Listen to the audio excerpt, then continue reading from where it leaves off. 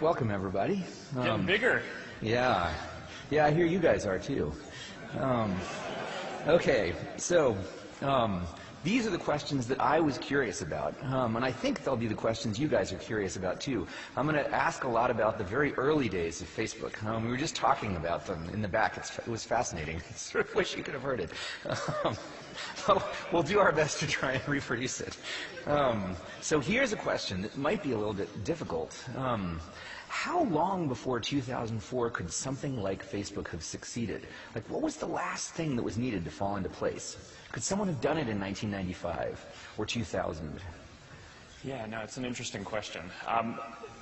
There were certain elements that we certainly bootstrapped off of and kind of used to hack early identity, right? So one of the things that people don't think about that often today is early on we wanted to establish this culture of real identity on the service. And there weren't really any other online services or communities where people were openly their real self before that. And one of the ways that we kind of determined that someone was really who they said they were and their credentials were real were everyone had school email addresses. And I don't know how much before 2004, I assume, probably around 2000, all schools started issuing email addresses, but that was really this critical thing that made it so that we could get started. It was this counterintuitive thing that not many other services were using. So school email addresses were the original source of identity. Well, that's how you knew what school you were in. Right, and you weren't just a sock puppet.